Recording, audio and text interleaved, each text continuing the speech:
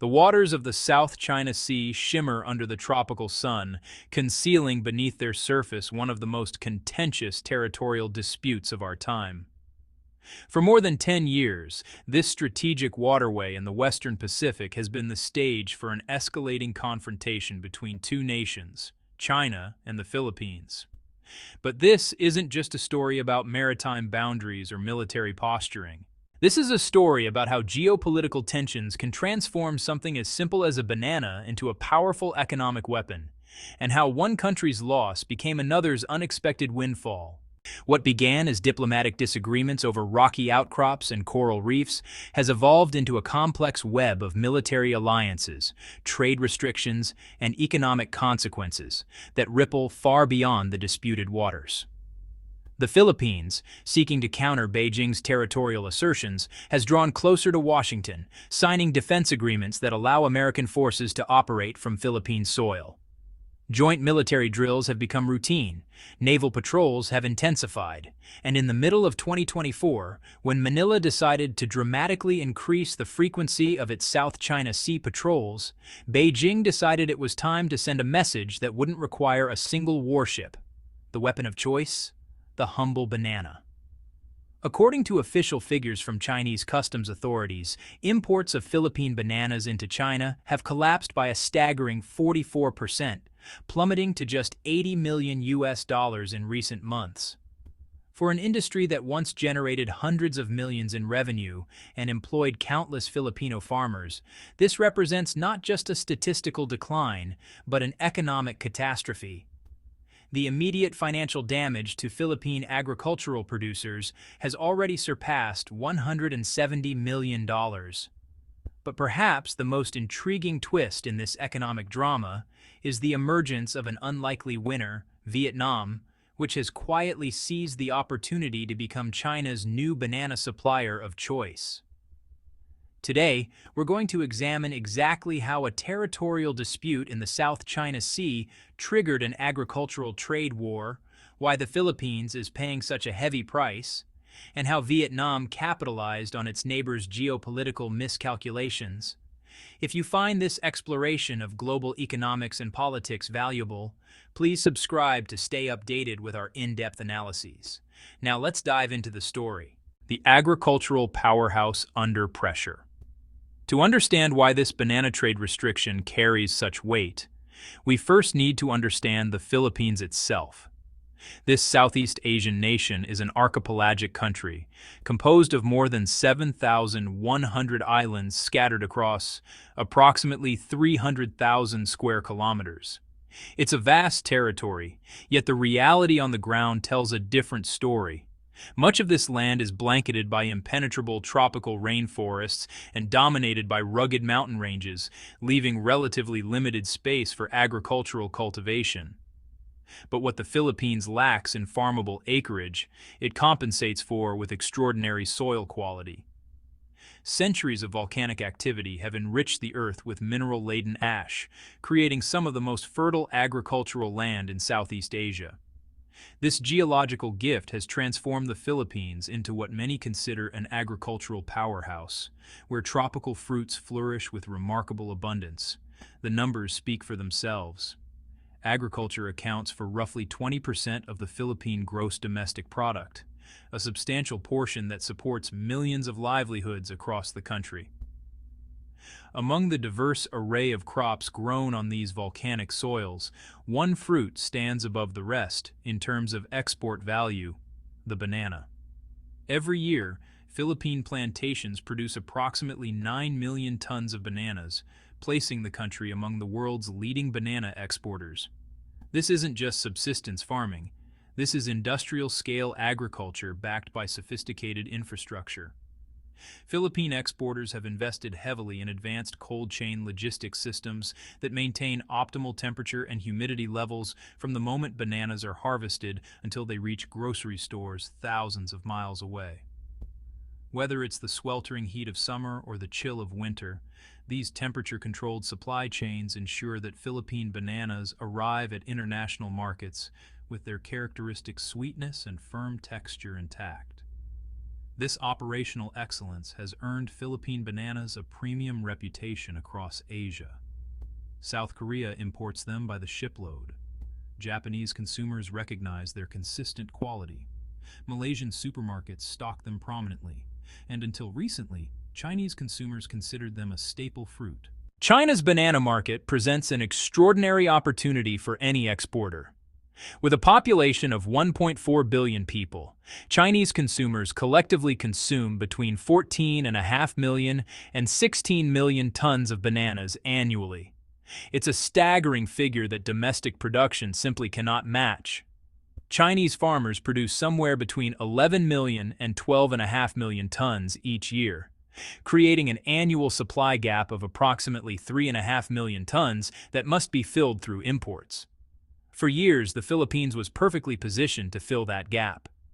Beginning in 2018, China began importing roughly 1.2 million tons of Philippine bananas each year, transactions valued at approximately $540 million annually. This trade relationship was so significant that China surpassed Japan to become the single largest destination for Philippine banana exports. Year after year, Philippine agricultural exporters could count on selling over 1 million tons to the Chinese market, generating a reliable $500 million in revenue. Then came 2024, and everything changed. Fruit trade between the two nations didn't just decline, it collapsed by half.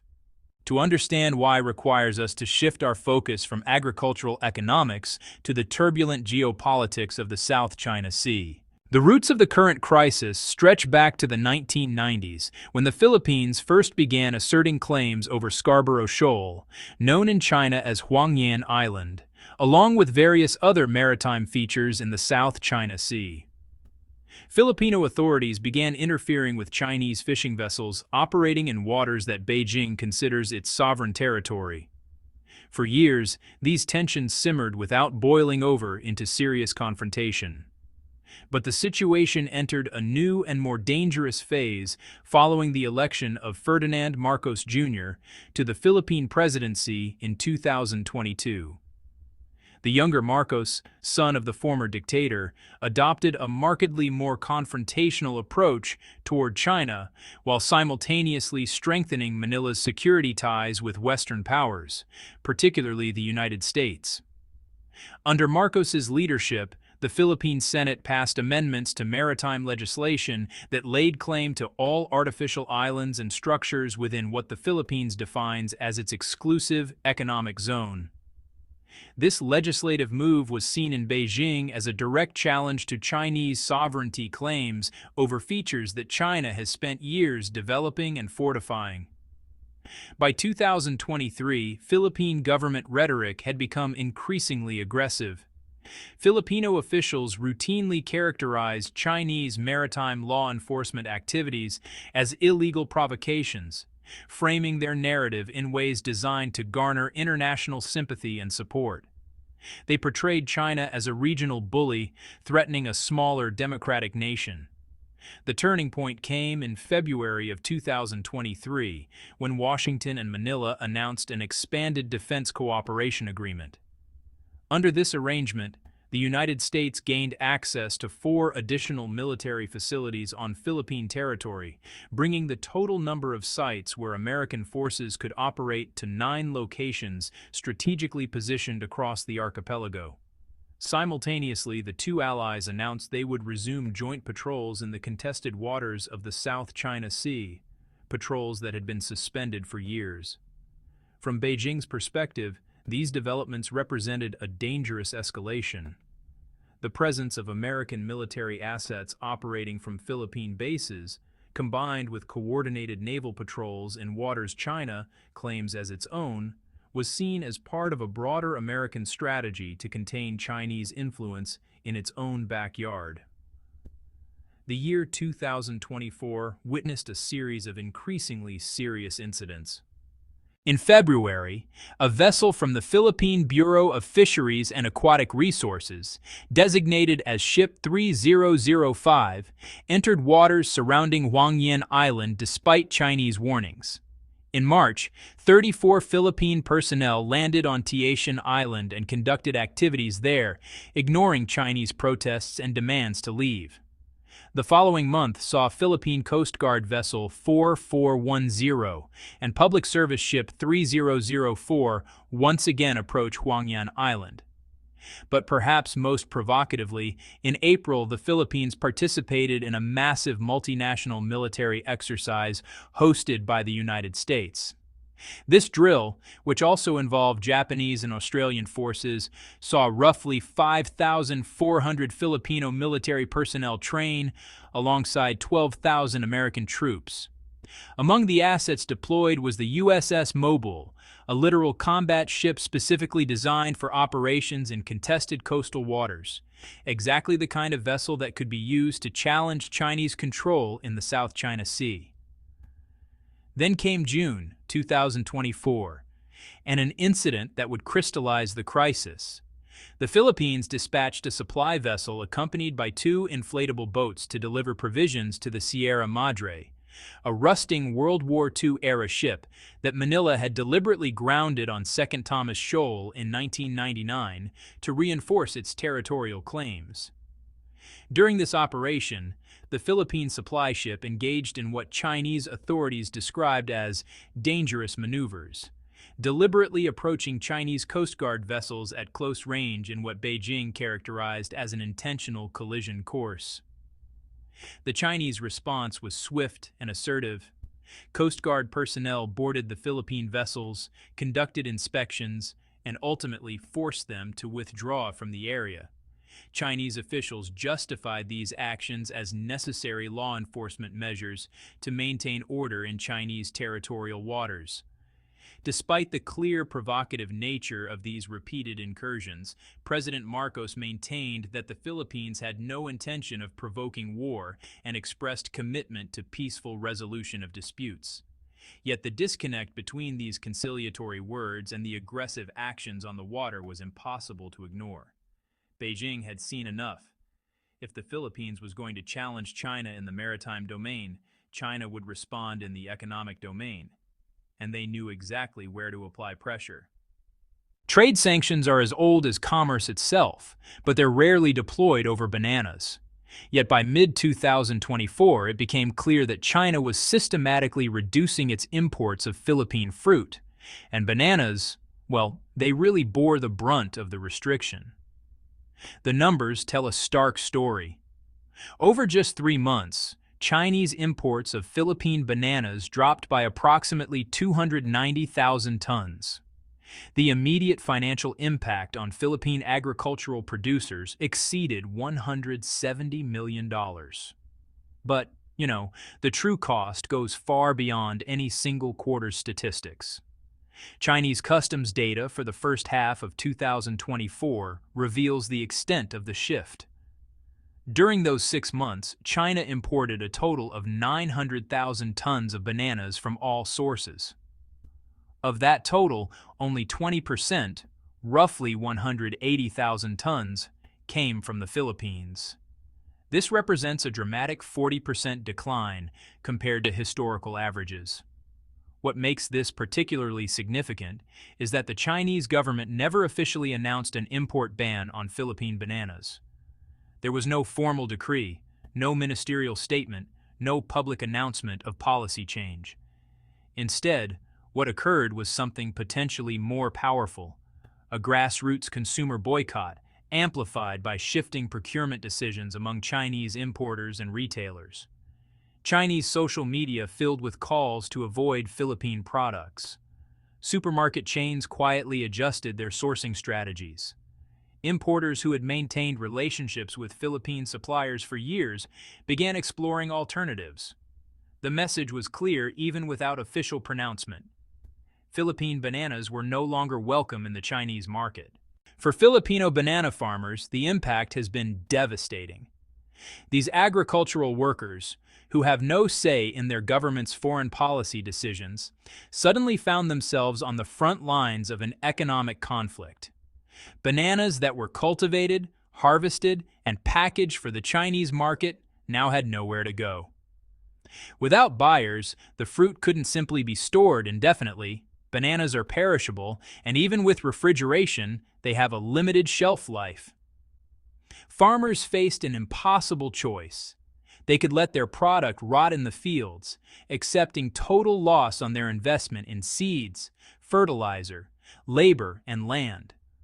Or they could scramble to build additional cold storage facilities and purchase expensive preservation equipment in hopes of outlasting the trade disruption. Either option meant financial hardship.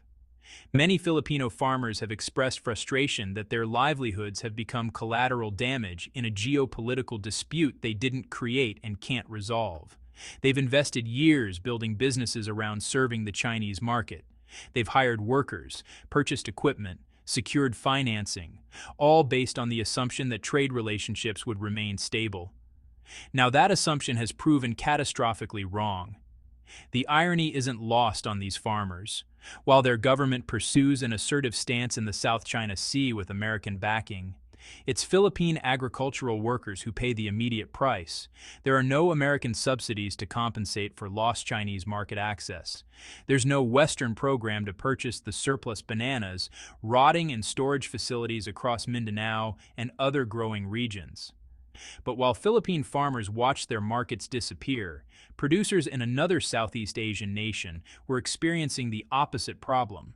They couldn't grow bananas fast enough to meet surging Chinese demand. Vietnam's golden opportunity.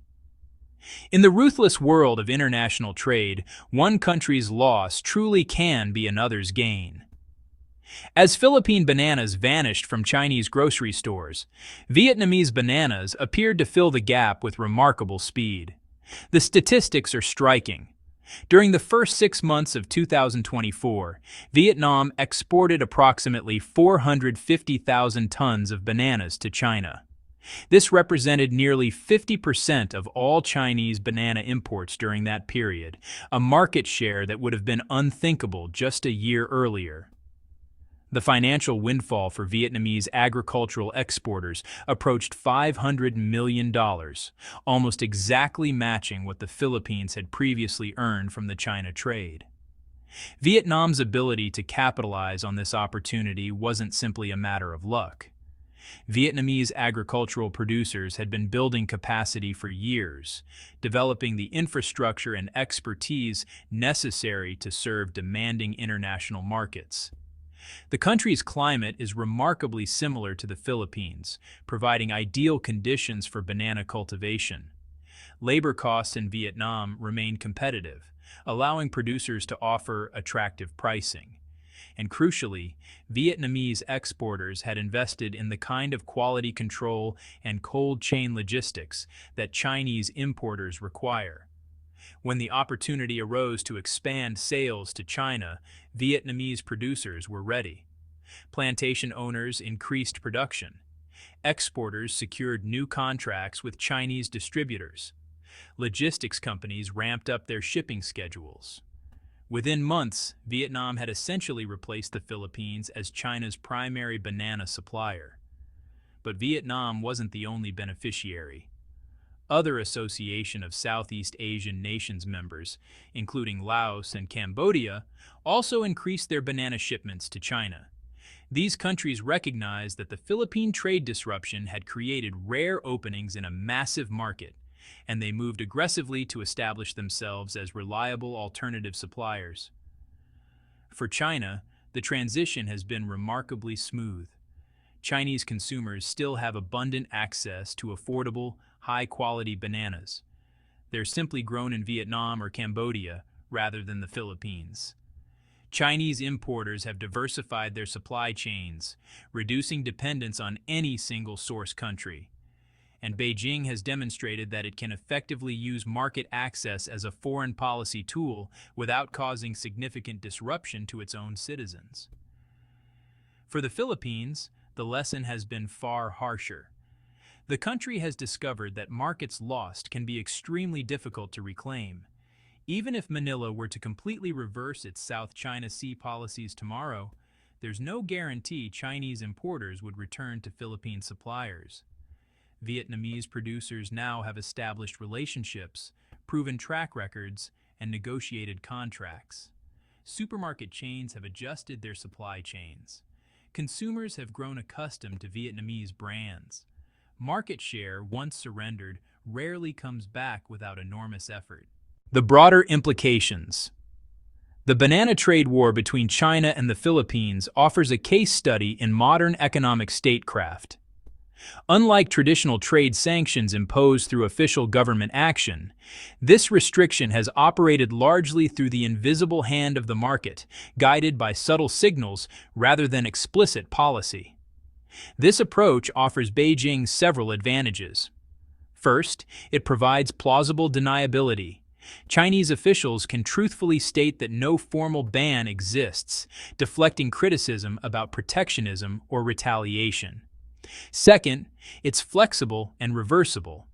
If Philippine policy shifts, Chinese consumer sentiment and import patterns can gradually normalize without requiring any government to admit policy failure or reverse course. Third, it's targeted, hitting a specific industry in a way that maximizes political impact while minimizing disruption to Chinese consumers. For the Philippines, the situation presents a stark choice. The country's banana industry, which employs hundreds of thousands of people and generates hundreds of millions in export revenue, is vital to the national economy.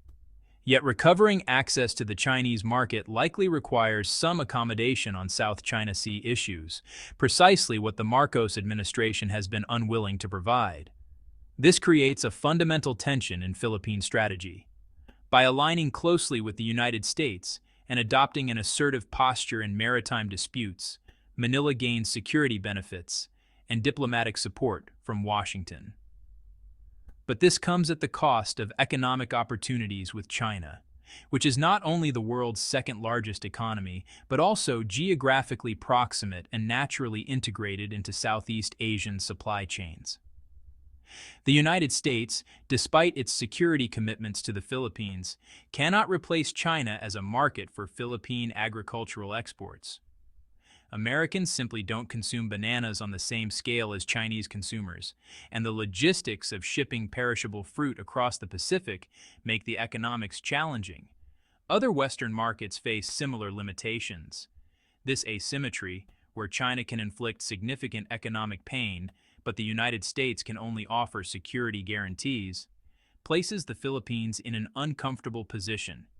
The country must weigh the value of American military support against the tangible cost of Chinese economic retaliation. For other nations watching this drama unfold, the implications are equally sobering.